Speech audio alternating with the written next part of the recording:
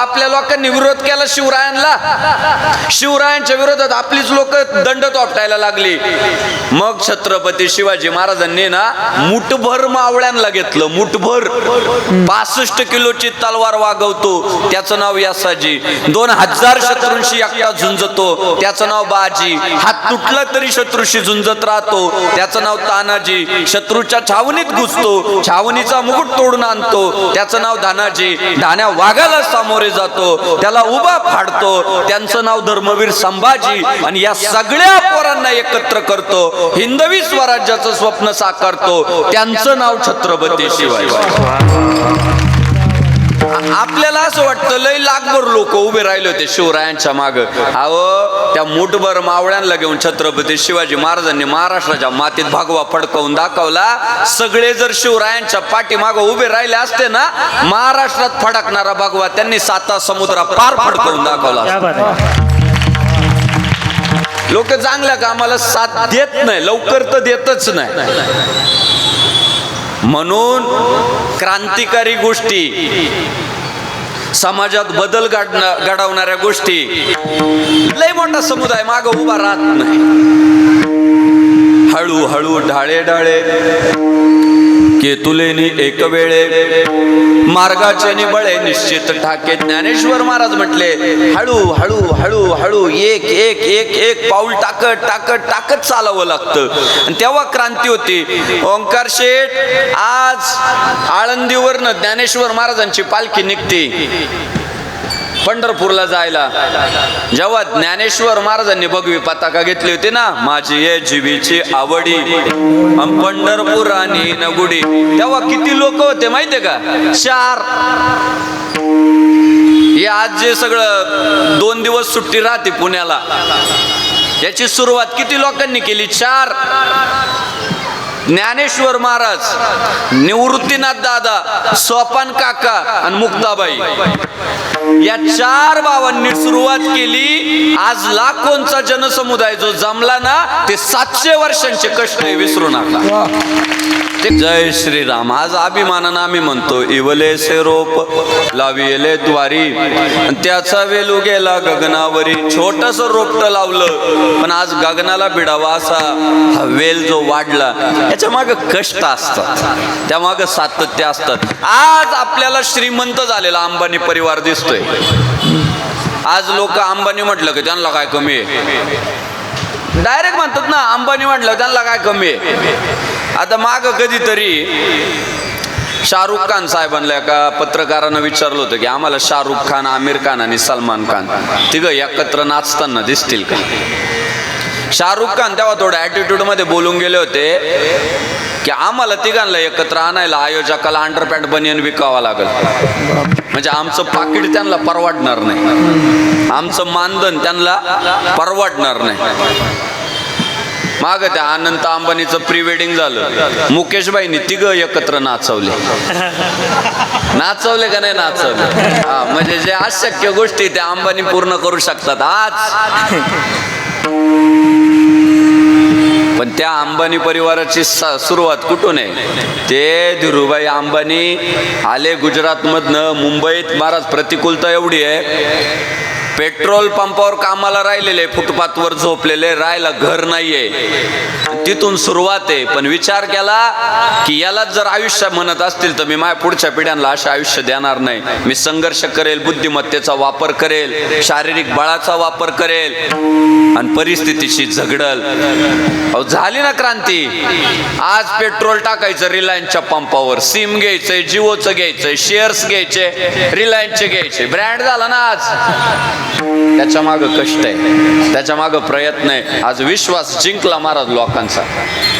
मग या काही होतं का या गोष्टी हळू हळू हळू हळू. म्हणून मी माझ्या मित्र परिवाराला सांगत असतो, दादांनो वज्रमुठ बांधली पाहिजे, आपण शिकलं पाहिजे, आपण निश्चय केला पाहिजे, एखाद्या गोष्टीला वाहून घेतलं पाहिजे. अहो आपण गरिबीत जन्माला आलो ना, आपली काय चूक आहे त्यात? झाला जन्म बाबा, आलो जन्माला.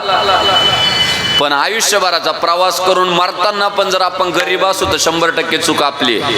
देवानं आपल्याला हात दिले होते, पाय दिले होते, बुद्धिमत्ता दिली होती, कालखंड पण दिला होता एक, की एवढा तुला टॉक टाइम आहे, वापर तुला काय वापरायचं तसं. आपलं काम होतं ना त्या काळामध्ये परिस्थितीशी झगडणं, बदल करणं, अभ्यास करणं. शेवटी प्रत्येक अपयशाचं कारण चूकच आहे. काहीतरी चूक झालेली तेव्हा अपयश आलंय. आम्ही जन्माला येतो तेव्हा आमच्या बारशाला किती माणसं असावे आपल्या हातात आहे का? नाही बा, बाळ जन्माला आलं ना आईला म्हटलं आत्याला फोन केला का मी आलो? नाही ना.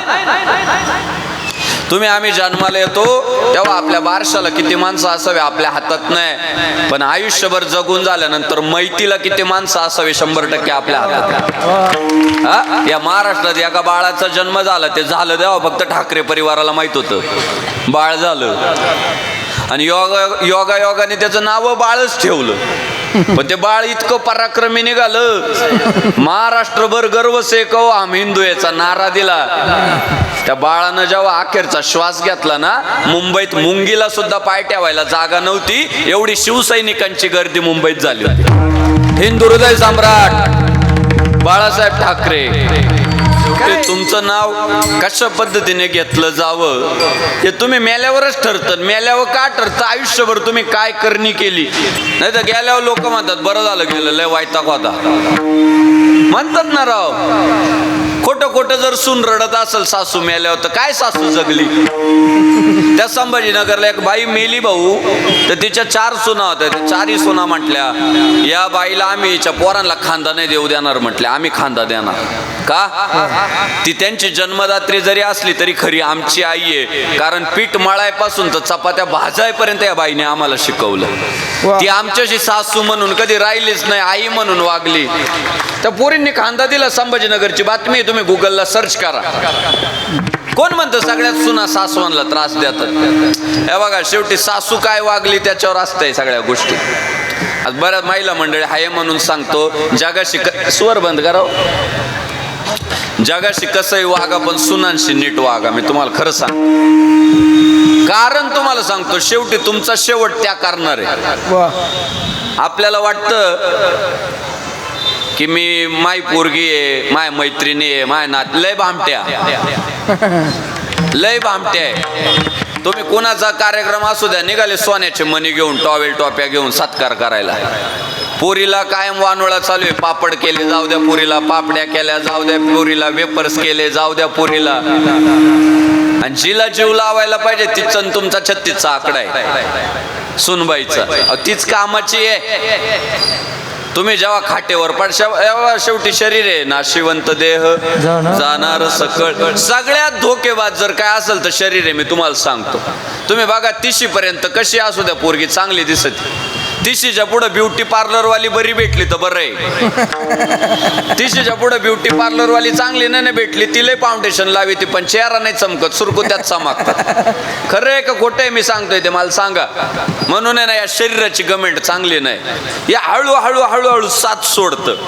आणि मग एकदा बाई खाटेवर पडली ना, या तुमच्या ज्या मैत्रिणी ना तुम्ही लय जीव लावला, फक्त 5 वाला पार्लेजी घेऊन येतात, 5 वाला, आणि 1.5 तास लेक्चर देतात. म्हातारी झाली का तू अजून? आपल्याला अजून लय फिरायचंय, आपल्याला सारसबागेत जायचंय, इकडं जायचंय, तिकडं जायचंय, धीर सोडू नको. 1.5 तास लेक्चर देतील. लेक्चर देता देता अर्धा बिस्किट पुढा तीच उडवती, कारण ही आजारी राहते, हिला गिळत नाही. ही आजारी राहते ना, थोडा मॉनिटर द्या तुम्ही मला, त्यामुळे हिला गिळत नाही. झाल्या 1.5 तास लेक्चर देऊ म्हणतात, जाऊ का मी? गेली मैत्रीण निघून तुमची भामटी. दुसरी तुमची भामटी नातेवाईक आहे, पोरगी तुमची लय भामटी येते. मोजून 4 दिवस येते, 4 दिवस. आणि भाऊजाई देखत इतकी लाड करीती, आई उत्तप्पा बनू का, तोंडाला चव येईल, पापड्या भाजू का, तोंडाला चव येईल, उपीट बनू का, ब्लॅक टी बनू का, कॉफी बनू का. किती दिवस माहितीये का? 4 दिवस. 4 दिवसानं आई जवळ येऊन बसतीन, म्हणते आई तोय हाल पावत नाही ग, पण दीदीचे पेपर चालू झाले, टिफिन बनवून द्यायला कोण नाही, मला जावं लागल. गेली भामटी नातेवाईक तुमची. घरात राहिली कोण? जिला आपण आयुष्यभर साथ नाही दिली, जिला कायम टोमणे मारले, ती सुनबाई राहिली. ती सुनबाईच अशी धरी ती बरं का खांदे सासूबाईला टॉयलेट मध्ये नेऊन बसवायला.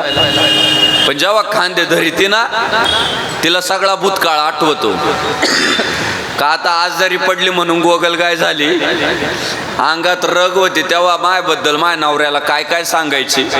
माई माहेरची परिस्थिती नाजूक होती तर माय माहेरच्या लोकांना भिकारडे मानायची. आणि ते सगळं आठवल्यावर हळूहळू नाही नेती टॉयलेट मध्ये आत्याबाईला, फरफटीतच नेती, चला ना. आणि मग तुमच्या आमच्यासारखा माणूस तिथं असला की आपण म्हणतो राव या घरात म्हातारीवर लय अन्याय होतोय. म्हातारीवर अन्याय नाही होते, म्हातारीचा भूतकाळ लय वाईट आहे आपल्याला माहित नाही. विठ्ठल विठ्ठल.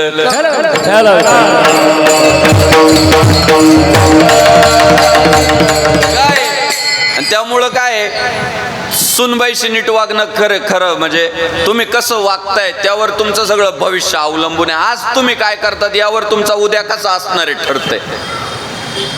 आणि त्यामुळं आपल्या पूर्वापार सगळ्या ज्या मंडळींनी हे जे उपक्रम सुरू केले या मागं भविष्याचा दृष्टिकोन होता.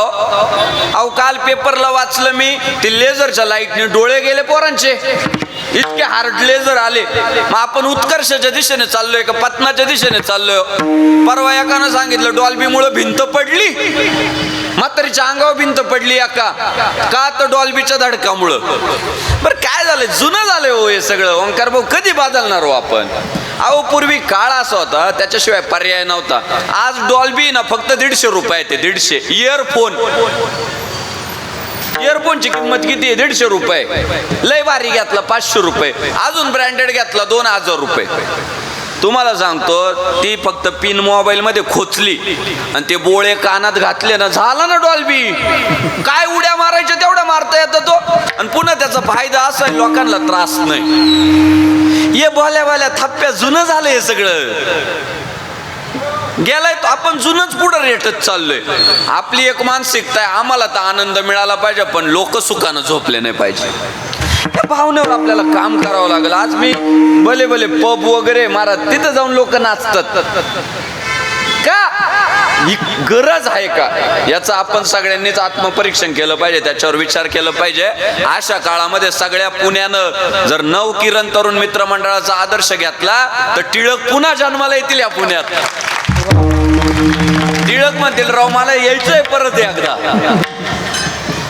आपण म्हणतो लय गणपती मंडळ लय हिंदूंचा मोठा उत्सव. अहो ही सगळी गणपती मंडळ जर एकत्रित आली ना तर पुण्येश्वराचा लढा अर्ध्या दिवसात सक्सेस होईल. पण आम्ही फक्त डॉल्बी पुढे नाचायला एकत्र यायला लागलो, धिंगाणा घालायला एकत्र यायला लागलो. त्या पुण्येश्वरासाठी जर सगळी गणपती मंडळ पुढे आली ना तर आमचा पुण्येश्वर ज्याच्यामुळं पुण्याचं नाव पुणे पडलं तो पुण्येश्वर आज अडचणीत येतो, संघर्ष करतोय, त्याच्यावर अतिक्रमण झालंय.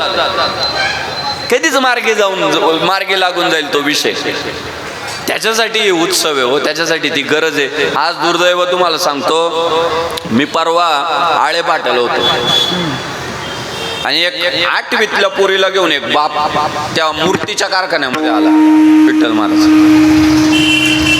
आणि ती पोरगी बघत होती आणि बघता बघता तिने एका मूर्तीकडे पाहिलं आणि तिच्या बापाला हाक मारली, म्हटली बाबा ही मूर्ती कोणाची हो? आणि ते मूर्तिकारानं पाहिलं ही मूर्ती कोणाची. त्या मूर्तिकाराला रडू आलं. ते गिऱ्हाईक निघून गेलं. मूर्तिकारानं मला फोन केला, मला म्हटलं म्हणजे एवढं जवळून बोलावं लागत आहे तेव्हा आवाज येतो. मला म्हटलं की बाप्पू वाईट आहे, म्हटलं देशाची परिस्थिती वाईट आहे. काय झालं? अहो म्हणे एक मुलगी आली होती, 8वीत पोरगी आहे, तिचा 1 नंबर येतो शाळेत. आणि मूर्तीच्या कारखान्यामध्ये फिरत असताना तिने तिच्या बापाला प्रश्न विचारला, एका मूर्तीकडे बघून ही मूर्ती कोणाची? वाईट वाटलं. म्हटलं कसं होईल आपल्या महाराष्ट्राचं? म्हटलं कोणाची मूर्ती होती?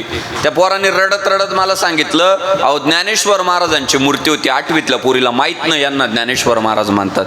ही वास्तविकता आहे.